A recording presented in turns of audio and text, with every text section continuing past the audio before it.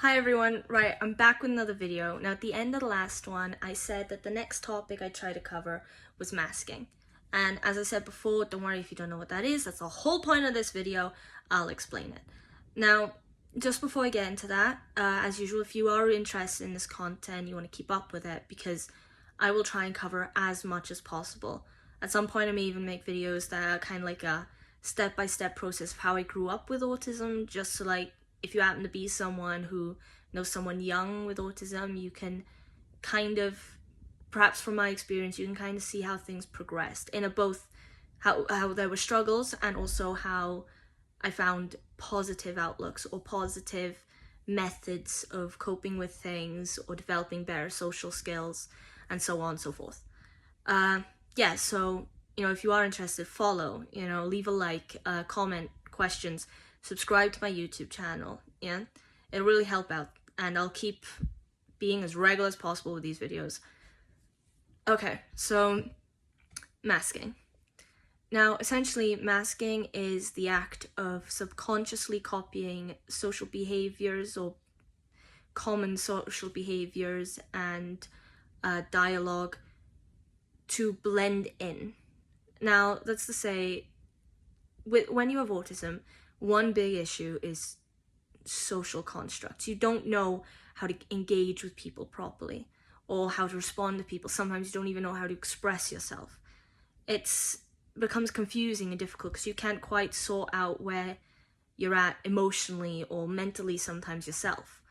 So how are you supposed to interact with people then who seem so sure of what they're talking about or how they're carrying themselves? Now, so masking then is kind of like your brain's subconscious effort trying to help you blend in with as little anxiety or stress as possible. Now, because it's subconscious, you don't really know you're doing it until it's explained. When it's explained, like it was for me, only then did I become aware that it was something I was doing. So with girls with autism, it's more common. Don't know why. As far as researchers are concerned, there isn't a definite answer yet as to why it's more commonly observed in girls. One working theory is that it might be down to social stereotypes, like more pressure to fit in, that kind of thing. And it has been, the characteristics of it has been observed in girls as young as 7. But the thing is, as well, masking, because if you're that young and you've already started developing or showing characteristics of it, for girls, it actually makes it harder to recognize autism in girls. And as one myself, it was only about when I was probably 9 when I started a drama school. And now the thing is, like I said with social constructs, in class I could blend in, sit back at the class, be the quiet kid, hardly anyone would notice me. But the whole point of drama is to embrace the spotlight. So only then did I think people started to pick up that I might have autism, because now I was developing or showing signs of these social issues as opposed to just attention issues or hyperactivity issues, because I was already diagnosed with ADHD. Now, when you're masking, it involves things like copying social behaviors, by which I mean literally like the way people interact or changing the way you talk to fit in with any given situation. For example, like if I were talking with my friends, I would be more animated, more charismatic, more funny. I'd be throwing out more jokes here and there, trying to make them laugh, trying to keep up a good vibe the whole time. But if I was with teachers, I would be acting more quiet, more subdued, more trying to act more mature for my age, to kind of show that I was taking what they were teaching me seriously or whatever they were talking to me about.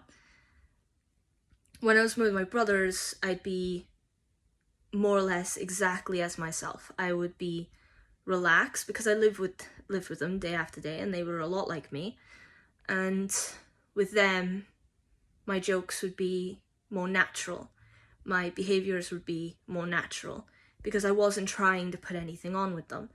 Like I said though, it was subconscious, so I didn't know I was doing this for a long time until it was explained to me. And it just so happens that if you're someone who masks, people who mask tend to also be quite good at developing acting skills.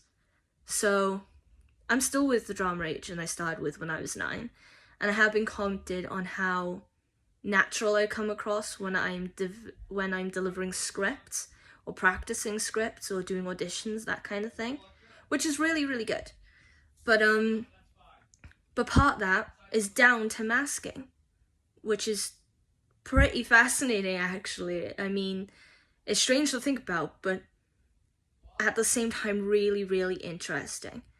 Now, part of it is also you tend to suppress your interests, especially if you think they're not popular or common. So in school, I liked vampires, you know, I liked my mythology, my history. I was a poetry kind of girl, you know, and that wasn't particularly common or popular in the school I went to. Yeah, everyone had that. You can pick up usually in schools on the kind of idea of what's looked on more positively amongst the students as opposed to the teachers. So picking up on that, I would tend to suppress to avoid being bullied or to avoid being outcasted. I didn't mean to, I just would. But which was then difficult because if someone did actually like the stuff I was talking about, showed interest in it, I'd forget all about that and I'd start going a million miles an hour trying to talk to them, be their best friend. So, but the problem with that is you're also correcting things like I said, the way you talk, you know, formal or informal.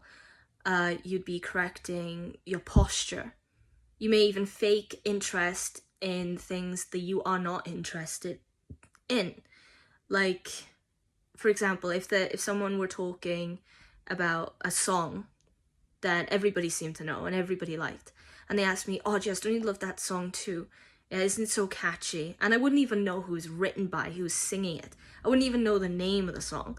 But automatically I might turn around and go, "Oh yeah, I love this bit." And I would just fake it. You know, like fake it till you make it. I would pretend that I know what they're talking about.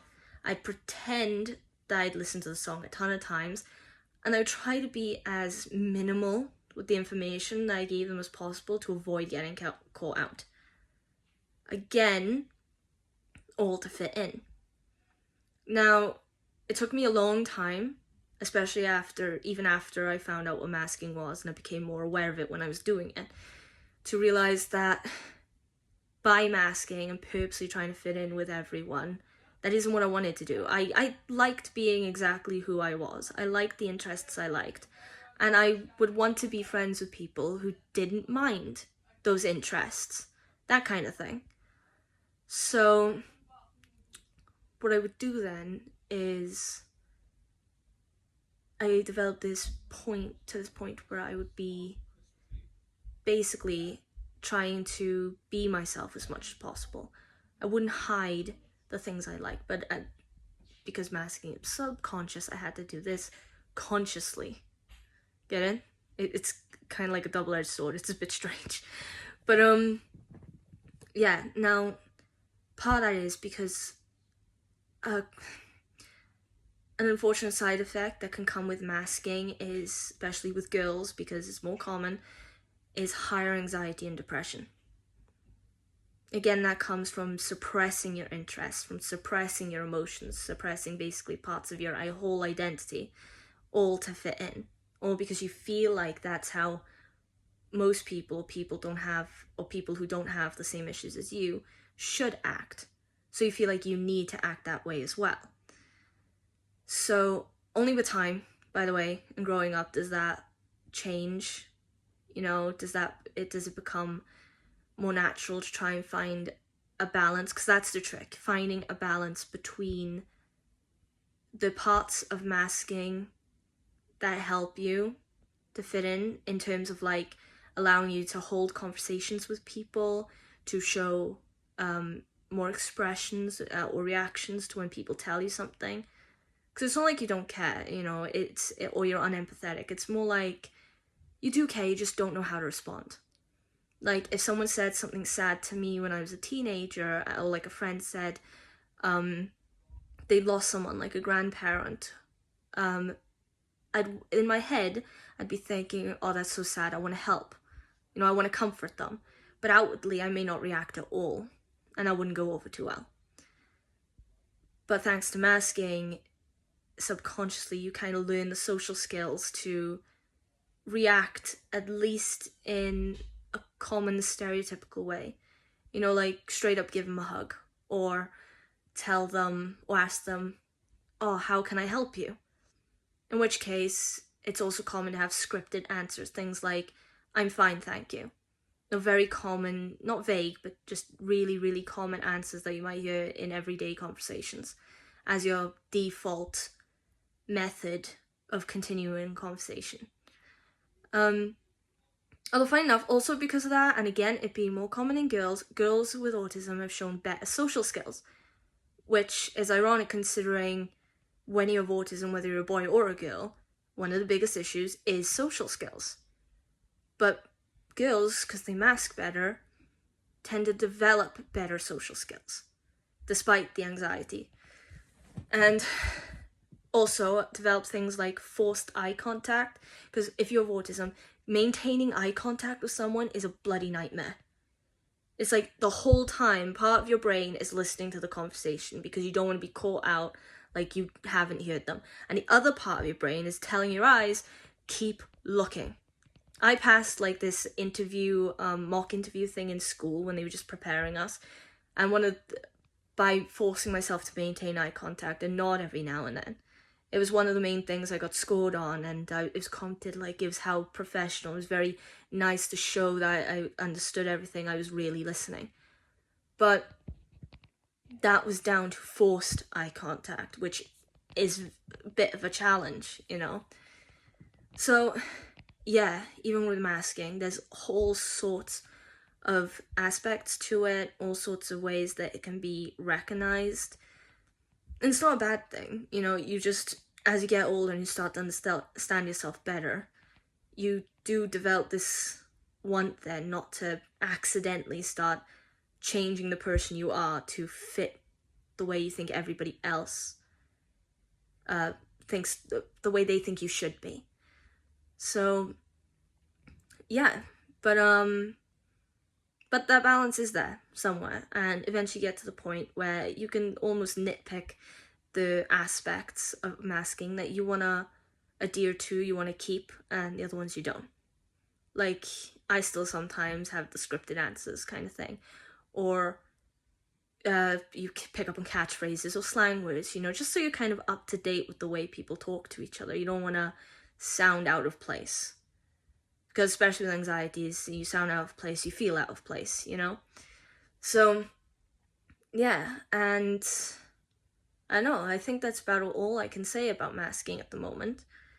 But because it's a less known or less talked about aspect of autism, it's really worth a look into if you're interested, or if you have a child or a sibling or even a parent, because those people are getting diagnosed much later in life now because it's more recognized, it's more understood, thank goodness.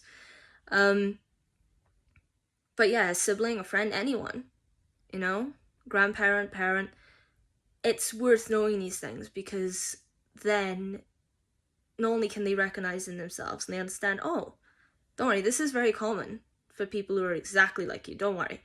But then people who want to know more and want to understand more, they can pick it up and go, oh, that's why, okay, I get you, I know now where you're coming from. And it reduces misunderstandings and things like that. Right, so I think that's a good place to end the video here.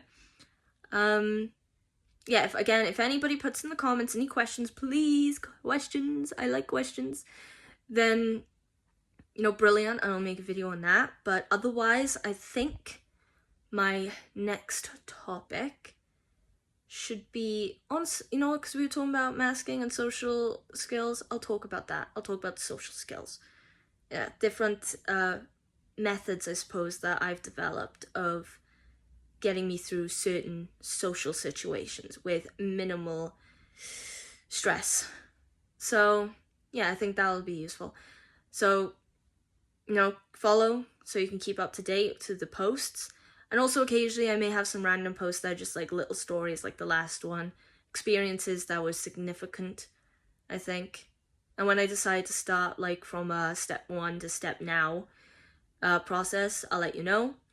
And I may just do some random videos. I mean, my profile's filled with random videos just because like I said, I love a lot of things. And I may just do some videos about things like interests I'm into and maybe why they appeal to me.